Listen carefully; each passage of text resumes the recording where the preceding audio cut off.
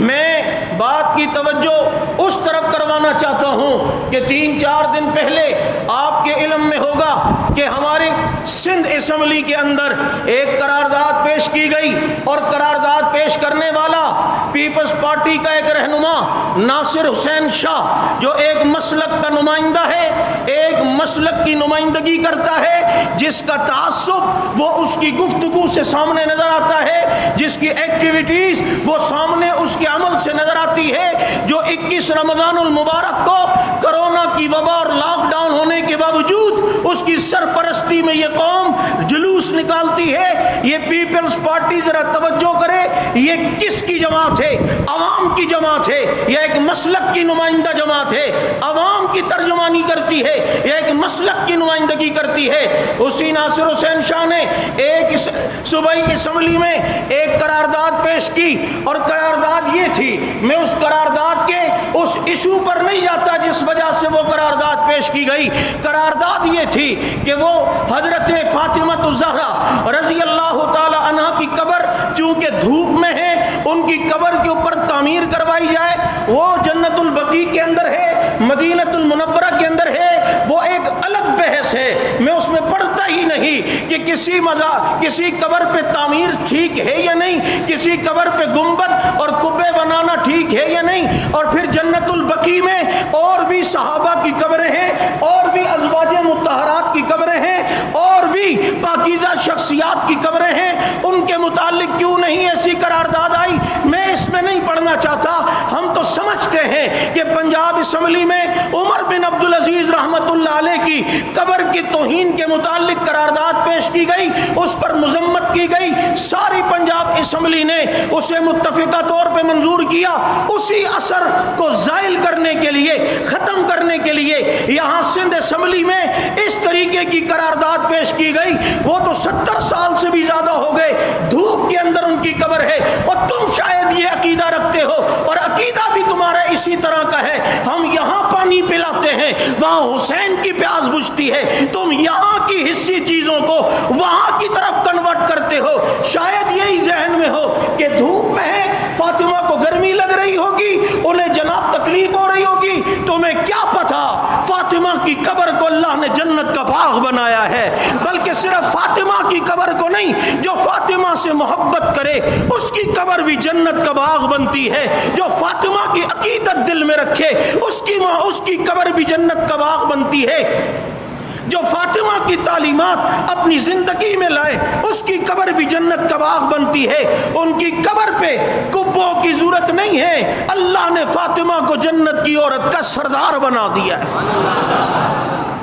اب وہ قرارداد پیش کرتے ہوئے یہ لفظ استعمال کرتا ہے کہ جناب حضرت فاطمہ جو علی کی بیوی ہیں، نبی کی بیٹی ہیں، حضرات حسنین کی اماں ہیں، اور جنہیں ام الانبیاء کہا جاتا ہے، اگر یہ بات یوں ہی کر کے جاتے تو ہم کہتے سبقت لسانی ہو گئی ہے، غلطی ہو گئی ہے، لیکن ام الانبیاء کے بعد اس کی وضاحت بھی کرتا ہے کہ حضرت فاطمہ جنہیں ام الانبیاء کہا جاتا ہے یعنی نبیوں کی ماں، ام الانبیاء کہا جاتا ہے، اور آگے یعنی کر کے کہتا ہے یعنی نبیوں کی ماں۔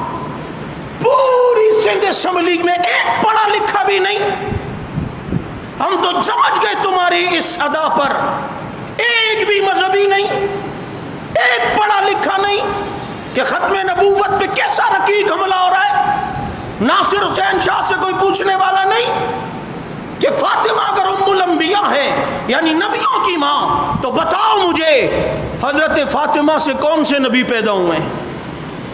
کون سے نبی ہیں جو فاطمہ رضی اللہ عنہ سے پیدا ہوئے ہیں؟ کیا تم حضرت حسن حسین کو نبی مان رہے ہو؟ وہ جو حق نواز کہتا تھا کہ مرزائی اگر نبی کے بعد ایک نبی مانتا ہے، لیکن یہ نبی کے بعد 12 نبی مانتے ہیں، بلی ٹھیلے سے باہر آ رہی ہے۔ ان کے یہاں عقیدہ امامت ہے جو نبیوں سے افضل ہے، یہ اسی طرف اشارہ کر کے اسی الفاظ کے ساتھ متفقہ طور پر اس پر دستخط کرتی ہے اور کوئی پوچھنے والا نہیں. یہ تو ختم نبوت کا سراسر انکار ہے. ام الانبیاء اگر ہیں تو مجھے بتا، خاتم النبیین تو فاطمہ کے ابا ہیں، خاتم النبیین تو فاطمہ کے بابا ہیں، آخری نبی تو فاطمہ کے والد محترم جناب محمد الرسول اللہ صلی اللہ علیہ وسلم ہیں.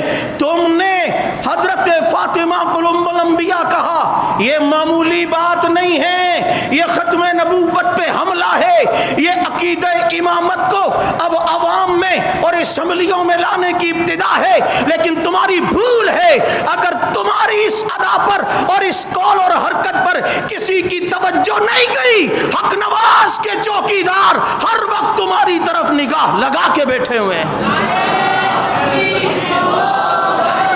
ناصر حسین شاہ نے کیا یا نہیں؟ بولو. ام الانبیاء حضرت فاطمہ یعنی نبیوں کی ماں. کون سے نبی پیدا ہوئے ان سے؟ سوال ایک یہ ہے. اور پھر اگر بلا واسطہ دیکھیں تو ان کے بیٹے حضرت حسن و حسین ہیں بلا واسطہ، اور بالواسطہ دیکھیں تو ان کی اولاد میں حضرت زین العابدین، حضرت امام باقر، حضرت امام جعفر، حضرت حسن عسکری، یہ سارے حضرات اس میں آئے ہیں. چنانچہ نہ ان سے پہلے جو نبی آئے وہ ان کی ماں ہیں، نہ ان سے کوئی نبی پیدا ہوئے. ہاں، جنت کے جوانوں کے سردار فاطمہ سے پیدا ہوئے ہیں، حسن و حسین.